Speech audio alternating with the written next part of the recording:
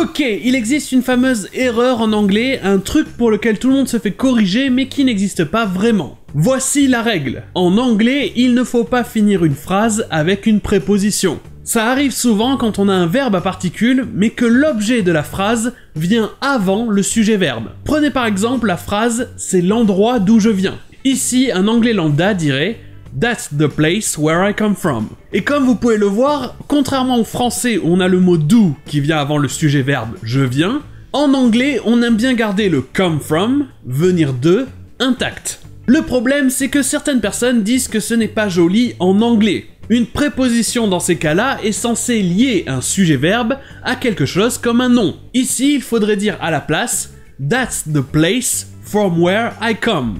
Ici, c'est le même sens que l'autre phrase, mais au moins la préposition « from » fait bien le lien entre « place » et « I come ». Mais cette phrase avec « from where » fait un peu moins fluide, ça fait plus soutenu, parce que finir une phrase avec une préposition en anglais, c'est quand même ultra commun. Logan! Hey! Hey! You get it back after I figure out what you and your mother have got us into.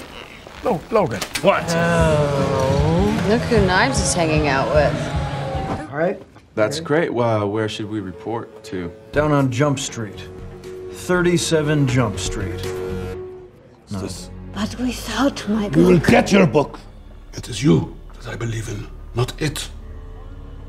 Donc, est-ce que tous ces exemples qu'on vient de voir sont incorrects en anglais? Non! Même si tout le monde en parle et tout le monde la connaît, ce n'est pas une vraie règle. C'est quelque chose qui viendrait du latin. Mais le latin, tout comme le français, ne fonctionne pas comme l'anglais. Donc ce qui est correct ou incorrect en latin ne l'est pas obligatoirement en anglais. Malgré ça, beaucoup de gens aiment corriger les autres là-dessus, même si ce n'est pas une vraie règle. Ce type de préposition à la fin d'une phrase, ça s'appelle a dangling preposition, ou alors a hanging preposition, c'est-à-dire une préposition qui pend ou qui pendouille. C'est pour ça que vous avez ce dialogue dans Brooklyn Nine-Nine entre deux personnes qui sont à cheval sur la grammaire.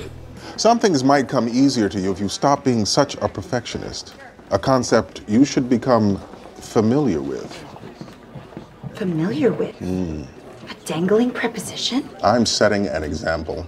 I made an error, and I'm not going to correct it.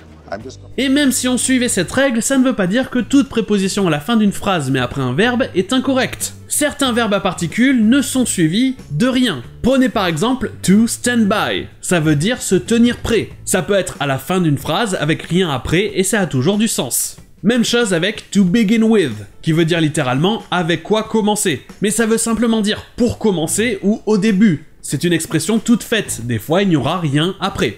We have their position. Sentinels are standing by.